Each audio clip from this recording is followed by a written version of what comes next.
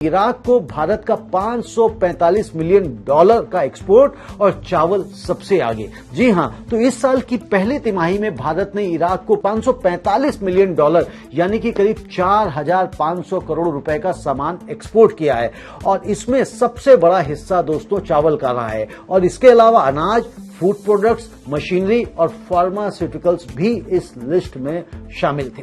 Iraq की खुद की खाद्य उत्पादन क्षमता सीमित है और वहां भारत से आयातित चावल की स्थायी मांग रहती है।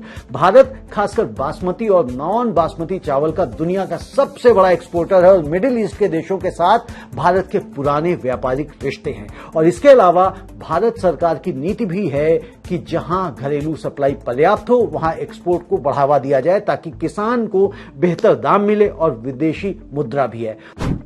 तो ये मायने क्यों रखता है दोस्तों? किसानों के लिए अगर आप देखेंगे तो एक्सपोर्ट डिमांड बने रहने का मतलब है कि बेहतर मंडी भाव और स्थिर आमदनी, जबकि एक्सपोर्टर्स और चावल मिलर्स के लिए अगर आप देखेंगे तो बिजनेस वॉल्यूम बढ़ना और सरकार के लिए अगर आप देखें तो विदेशी मुद्रा भंडार और ट्रेड बैलेंस में सुधार होना।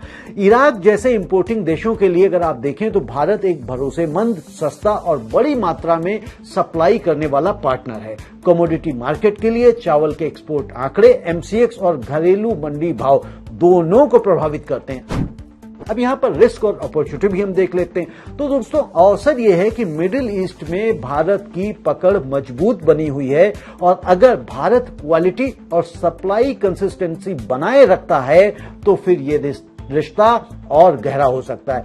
रिस्क यह है कि अगर भारत में मानसून कमजोर रहा या घरेलू सप्लाई पर दबाव बना तो सरकार एक्सपोर्ट पर पाबंदी लगा सकती है, जैसा पहले भी हमने देखा है और जिससे इराक जैसे इंपोर्टर देश दूसरे सप्लायर्स की तरफ शिफ्ट हो सकते हैं। अब इसका दोस्तों हम लॉन्ग टर्म इंपैक्ट भी देखते हैं। तो एक महीने में मौजूदा एक्सपोर्ट मोमेंटम बने रहने की उम्मीद है और एक साल में अगर भारत की चावल की पैदावार स्थिर रही तो इराक के साथ ट्रेड और बढ़ सकता है। 5 साल में भारत मिडिल ईस्ट में फूड सिक्योरिटी पार्टनर के तौर पर अपनी पोजीशन और मजबूत कर सकता है, बशर्ते एक्सपोर्ट पॉलिसी में स्थिरता बनी रहे, स्टेबिलिटी बनी रहे।